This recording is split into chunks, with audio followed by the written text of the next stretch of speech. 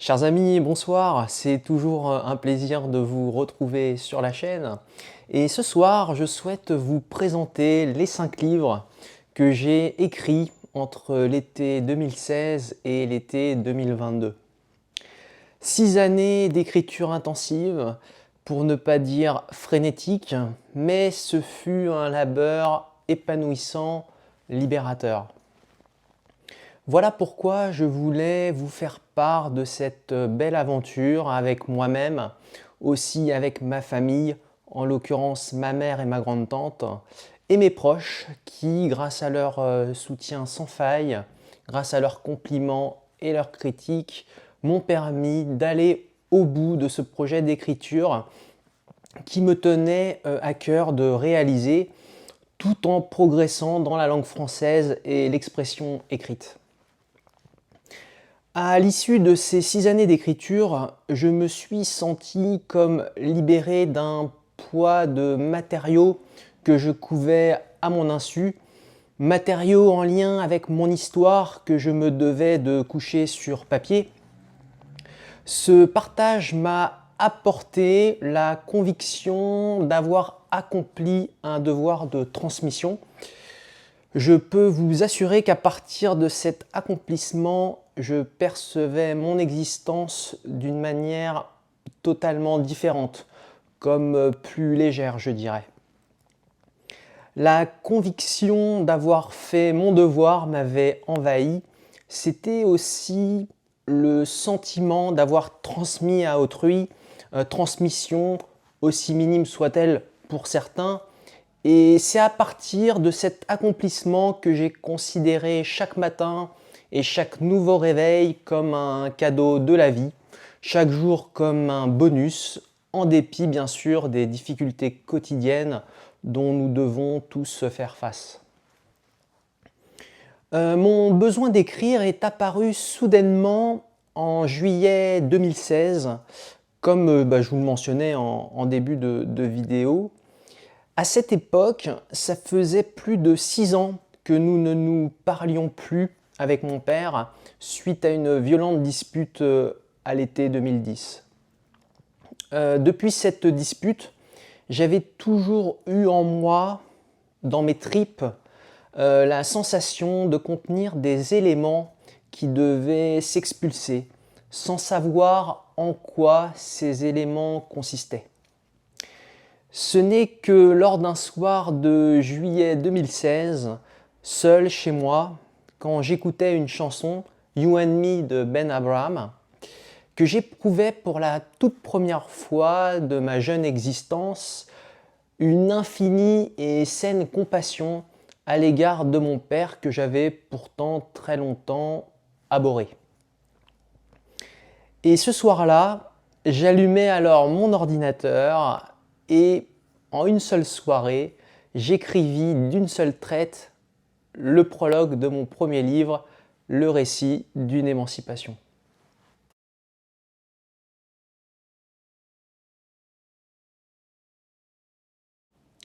Le récit d'une émancipation raconte l'enfance et l'arrivée à l'âge adulte du petit Sacha, le benjamin et préféré d'une fratrie.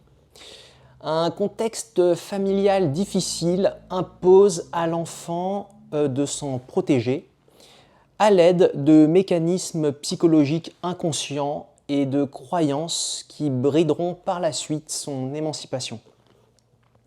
C'est un roman réaliste décrivant une succession de prises de conscience du personnage principal dans la quête de sa maturité. J'ai tenté de mon mieux de faire ressortir la dynamique de l'éclosion que j'avais vécue, éclosion longtemps bridée par des freins que je décris aussi dans ce livre. Le récit d'une émancipation aborde particulièrement le complexe d'Œdipe qui, jeune adulte, n'avait pas été résolu chez moi et le chemin que j'ai emprunté pour me dépasser moi-même. Dans ce livre, vous trouverez donc de nombreux éléments de mon histoire avec du contenu sur ma reconstruction que je n'ai jamais abordé sur cette chaîne.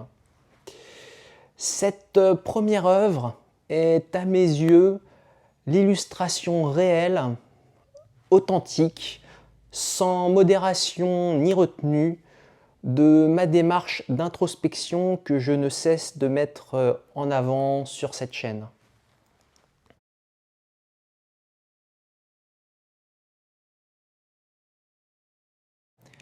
Maeva.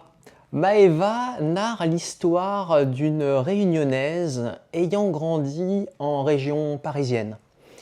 Tumulte et épreuves difficiles joncheront sa jeune vie, fruit d'une instabilité émotionnelle. Néanmoins, avec du courage et de la ténacité, elle s'extirpera de ces tempêtes. Alors, je suis particulièrement lié à ce livre car son écriture a été initiée à deux, en l'occurrence avec une femme à laquelle j'étais attaché.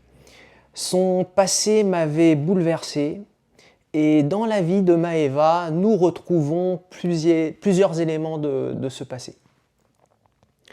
La photo de la couverture du livre, je l'ai prise à La Réunion, en plein coucher de soleil, enfin presque.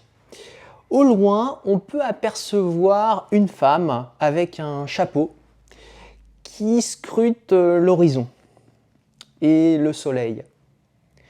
Je me suis dit, cette femme sera l'héroïne de mon deuxième roman.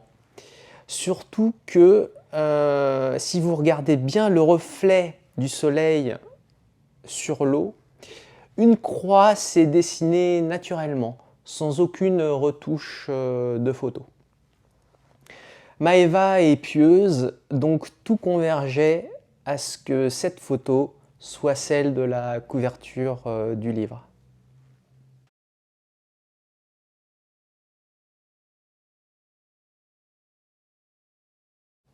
Le naufrage. Le naufrage est une nouvelle présentant un rêve étrange de Sacha, mais révélateur de son éclosion racontée dans mon premier livre, à savoir le récit d'une émancipation.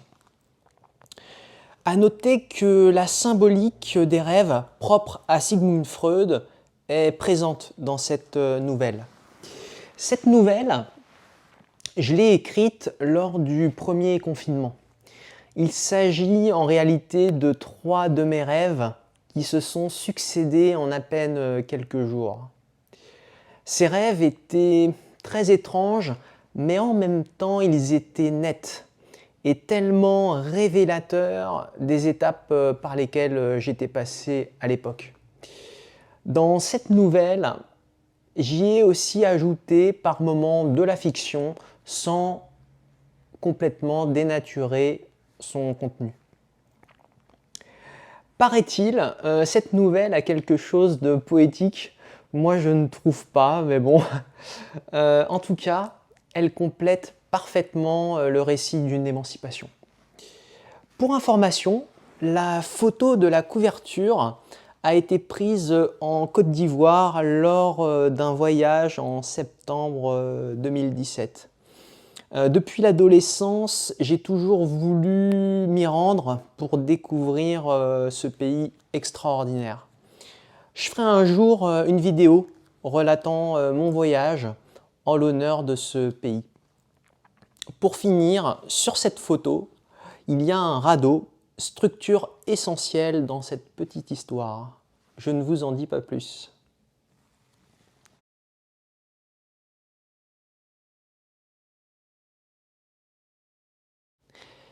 Mon ami est un roman épistolaire dévoilant une correspondance entre amis avant l'arrivée et la démocratisation d'Internet.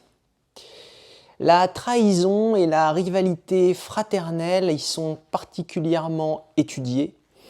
Pour résumer en une phrase ce roman, je vous dirais que le diable se cache dans les détails. Le roman revient en partie sur le thème de l'introspection également. Vous y découvrirez ce qu'a apporté au personnage principal de cette histoire, sa propre réflexion sur soi. D'autres questions épineuses sont aussi mises en scène, bien qu'elles ne soient pas explicitement abordées. J'ai dû retravailler à plusieurs reprises la façon de s'exprimer des différents personnages. À juste titre, une ancienne collègue m'avait fait part que tous les protagonistes s'exprimaient de la même manière. Et j'ai dû donc réécrire la plupart des lettres pour y adjoindre un style d'écriture et d'expression propre à chacun.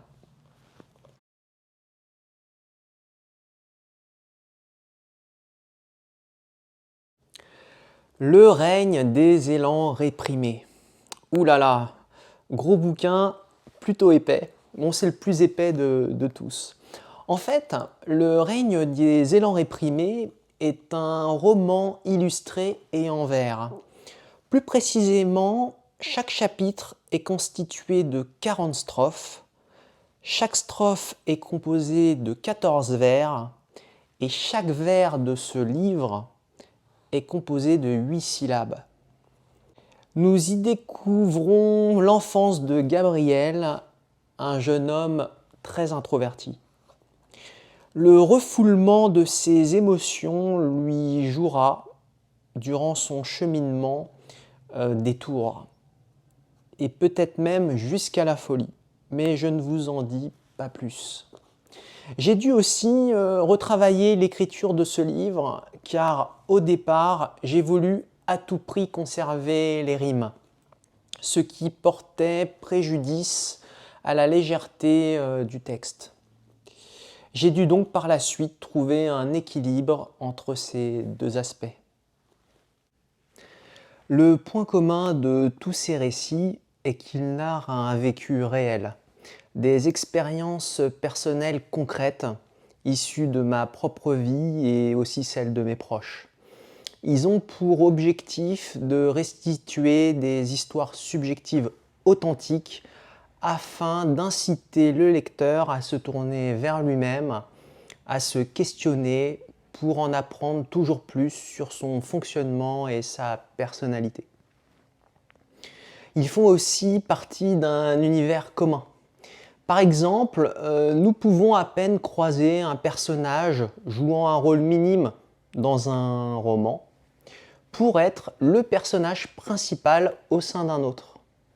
Cette alternance entre distance et proximité renforce la curiosité du lecteur et éclaircit les actes de ce personnage par le dévoilement de son vécu ailleurs. On comprend mieux a posteriori son fonctionnement, ce qui développe, à mon sens, l'empathie du lecteur.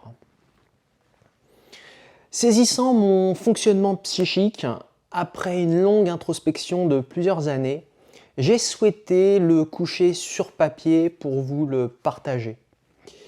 J'ai voulu retranscrire fidèlement la réalité de mon vécu en mettant en lumière le mouvement dynamique du dépassement de soi que j'ai pu percevoir chez moi.